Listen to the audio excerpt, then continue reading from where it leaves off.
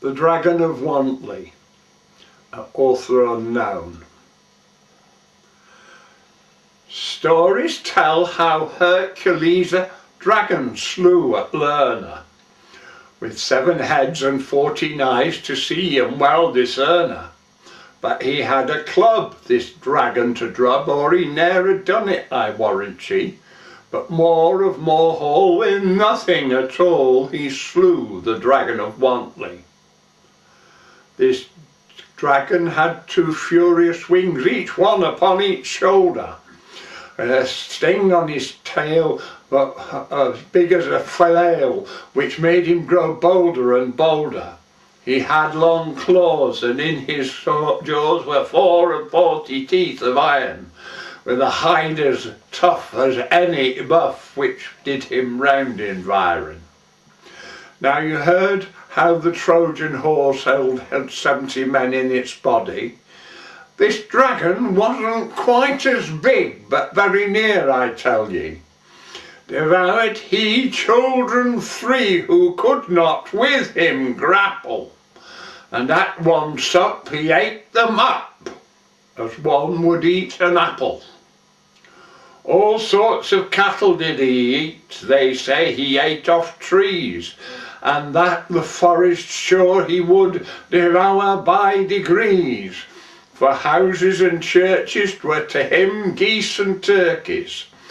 He raised all, left none behind, except some stones, dear Jack, which he could not crack, which on the hills you will find.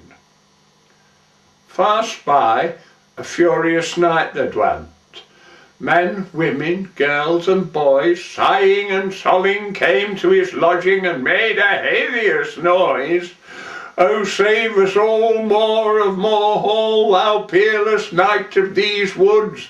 Go slay that dragon who won't leave us a rag on. We'll give thee all our goods. This being done, he did engage to hew that dragon down. But first he went new armour to bespeak in Sheffield town, with spikes all about, not within but without, steel so sharp and strong both behind and before, arms, legs, all o'er, some 5 or 6 inches long. If you had seen him in this dress, how fierce he looked and how big, you would have thought him then to be some Egyptian porcupig. Frightened all, cats, dogs and all, each cow, each horse, each hog.